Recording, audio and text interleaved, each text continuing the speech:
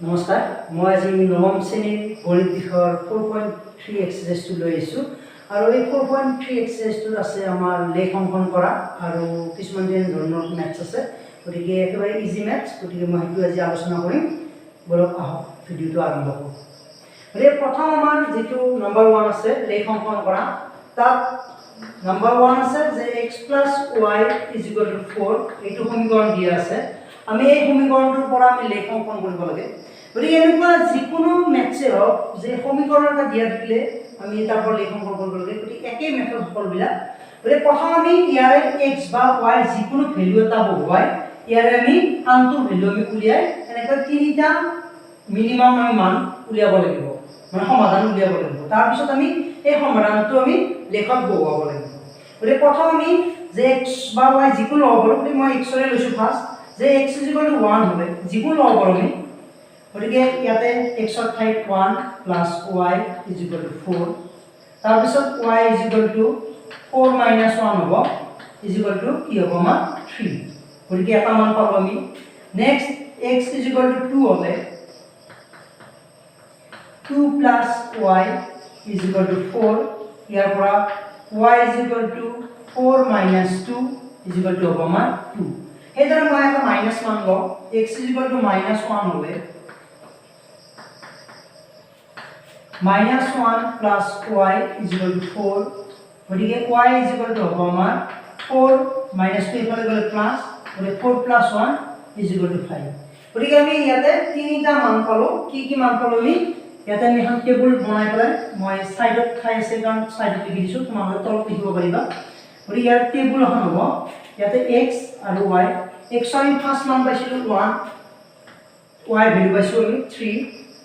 next x2 লওতে y2 পাইছো গতিকে 2 হ'ব আৰু নেক্সট x - 1 লওতে y5 পাইছো গতিকে এইকিটা হ'ব x ৰ মান আৰু এইকিটা হৈছে y ৰ মান এটো আমি ইয়াৰ পৰা সাইড বহাই দিছো এতিয়া এই মানকিটা আমি লেখত বহাব লাগে গতিকে মই ইয়াতে বৰ্ডতে কৰি দিম তোমালোকে লেখ কাগজত কৰিব পাৰিবা নিজে গতিকে এতিয়া আমি লেখ অংকন কৰিম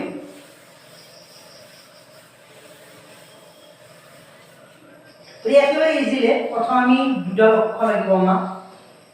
x অক্ষ আৰু y অক্ষ লাগিব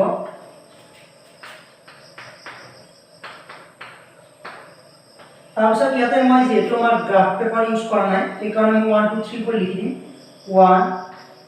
2 3 4 -1 -2 -3 -4 1 2 3 4 5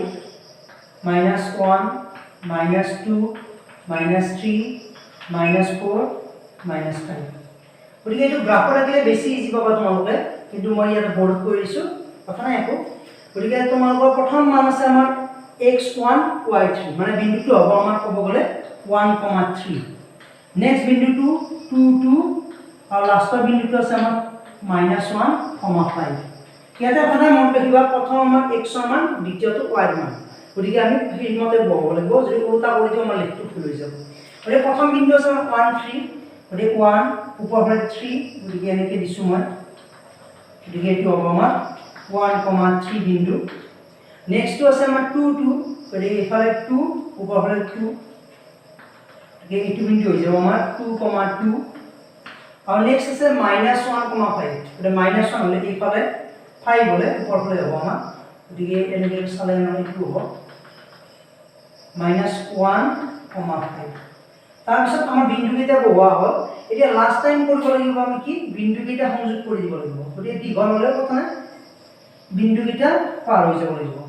এই যিডাল আমাৰ কাৰ্ভ হ'ল ৰেখা হ'ল সেইডালে হৈ যাব আমাৰ লেখ গতিকে একেবাৰে ইজি প্ৰথম আমি সমীকৰণটোৰ পৰা x y ৰ ভ্যালু আমি তিনিটা ল'ব উলিয়াব লাগিব সমাধান তিনিটা তাৰপিছত তাত আমি লেখত বহুৱাই দিলে আমি লেখডাল পাই যাম গতিকে একেবাৰে ইজি এতিয়া নাম্বাৰ মই 2 লৈছো গতিকে 2 নম্বৰ লেখটো আমাৰ আঁকিব দিছে x - y = 2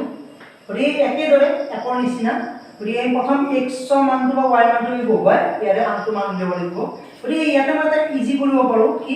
মই x টো ইয়াতে ৰাখি y টো হিফালে লৈ যাব পাৰো গতিকে মাইনাস এইফালে আহিলে কি হ'ব প্লাস গতিকে y + 2 এতিয়া আমাৰ উলিয়াওঁতে সহজ হ'ব এতিয়া মই কি কৰিম x ৰ মান বহোৱাৰ ঠাইত মই y মান বহাম y = 1 হ'লে এতিয়া সহজ হৈ যাব আমাৰ x = y ঠাইত 1 + 2 কি হৈ যাব আমাৰ 3 সিমিলাৰলি y = 2 হ'লে এটো হৈ যাব x = 2 + 2 হৈ যাব 4 সিমিলাৰলি মই 3 লৈছো বা -2 ল'ব পাৰা তোমালোকে গতিকে y = 3 হ'লে গতিকে x = 3 + 2 = 5 গতিকে আমাৰ ইয়াতে যদি আমি টেবল আকো আমি তালিকা আকো তেতিয়া হলে আমাৰ এনেকুৱা হ'ব তালিকাখন গতিকে ইয়াতে x ৰ ভ্যালু আৰু তলত y ৰ ভ্যালু x ৰ ভ্যালু ফাৰ্ষ্টটো আছিল আমাৰ 3 y ৰ ভ্যালু 1 নেক্সট 4 x ৰ ভ্যালু y ৰ ভ্যালু 2 আৰু থাৰ্ডটো আছে আমাৰ x ৰ ভ্যালু 5 y ৰ ভ্যালু 3 ইয়াতে তালিকাখন তুমি বনাওতে এটা বস্তুই সাৱধান হ'ব লাগে যে ইয়াতে প্ৰথম আমি x ৰ ভ্যালুতে x ৰ ভ্যালু পাব লাগিব আমি যদি ইয়াত y লিখি দিও তেতিয়া হলে আমাৰ গ্ৰাফটো একদম চেঞ্জ হৈ যাব গতিকে সেইটো সাৱধান বাকি আমি কৰিব পাৰোঁ গতিকে এতিয়া মই গ্ৰাফটো কাষতে আঁকি দিছো গতিকে আমি দুটা লক্ষ্য ল'ম x আৰু y মাজত মূল বিন্দু O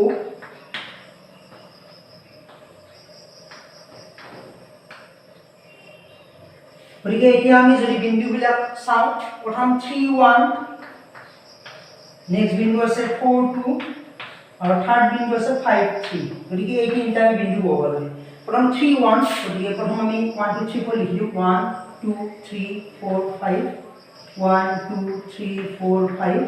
-1 -2 -3 -4 -5 -1 -2 -3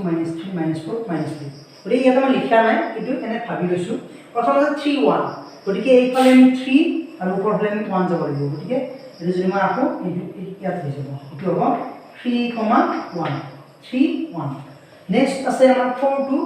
গতিকে 4 ঘৰ এইপিনে ওপৰত 2 ঘৰ গতিকে এটো ইয়াত আহি যাব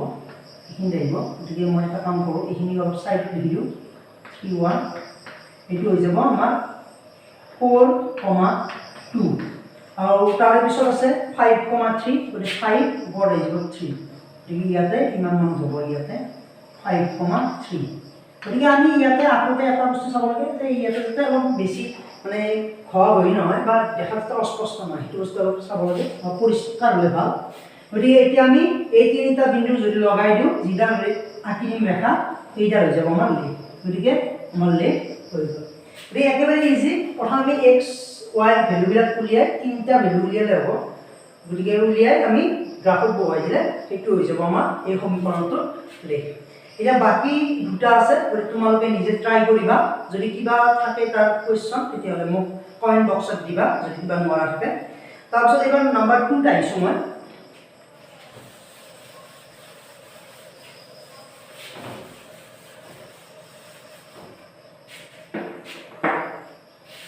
নাম্বাৰ 2 আছে 2, 14 বিন্দুৰে যোৱা ৰেখাৰ সমীকৰণ 2, 14 বিন্দুৰে যোৱা ৰেখাৰ সমীকৰণ গতিকে ইয়াতে দুটা কৈছে গতিকে যিমান ইচ্ছা সিমান আমি কৰিব পাৰো এইটো প্ৰবলেম নাই একো এতিয়া আমি এনে মই কৈছো কেনেকৈ কৰিবা তোমালোকে যে প্ৰথম আমি যিকোনো দুটা সমীকৰণ লিখিলো যে x + y = আৰু এইফালে x - y = বা ইয়াৰ পৰা আমি কৰিব পাৰো 2x + y = এনেকুৱা যিকোনো তুমি লৈ লবা লোৱাৰ পিছত আমি কি কৰিম এতিয়া ইয়াতে x ৰ ভ্যালু কিমান আছে 2 আছে y ৰ ভ্যালু আছে 14 গতিকে দুটা প্লাস কৰিলে হৈ যাব আমাৰ 16 গতিকে ইয়াতে তুমি লিখি দিয়া 16 গতিকে এটা সমীকৰণ তোমালোকে পাই গলা নেক্সট টু x ৰ ভ্যালু 2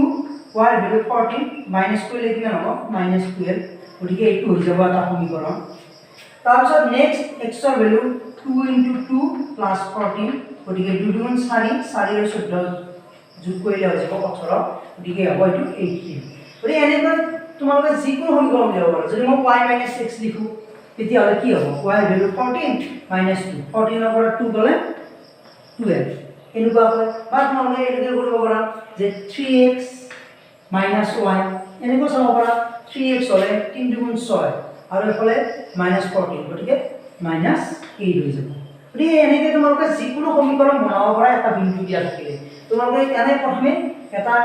মানে ৰাশি দুটা এনেকৈ বনাই লবা তাৰপিছত দুটা ক্যালকুলেট কৰি যিমান হয় ইকুৱেল টু এফাল লিখি দিবা এইটো হৈ যাব আমাৰ সমীকৰণ বা তোমালোকে যেনেকুৱা ইচ্ছা তেনেকুৱা সমীকৰণ তোমালোকে বনাব পাৰা গতিকে এইটো হৈ গৈছে এনেকুৱা তাৰপিছত তাত এটা কুৱেশ্যন আছে যে এনে ধৰণৰ কিমান ৰেখা আছে গতিকে এনে ধৰণৰ ৰেখা আমাৰ অসংখ্য হ'ব কিয়নো আমি ক'ব পাৰোঁ যে ইয়াতে আমি যিমানে x y মানে মান বহাও সেনেকুৱা ৰেখা আমি বিভিন্ন পাওঁ কাৰণ আমি জানো ইয়াতে যিকোনো সমীকৰণ এটা আমি যদি x আৰু y ভ্যালু এটো বহাই দিওঁ তেতিয়াহ'লে এটা ইকুৱেল মানে সমীকৰণ এটা পাম আমি গতিকে সেই সমীকৰণটোত আমি যিকোনো সমীকৰণ হ'ব পাৰে যাৰ ভ্যালু যাৰ সমাধান 214 ওলাব পাৰে গতিকে এনেকুৱা ৰেখা আমি অসংখ্য পাম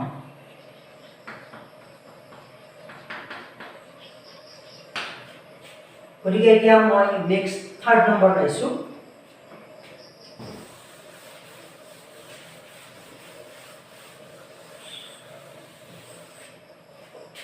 গতিকে থাৰ্ড নম্বৰৰ 1 আছে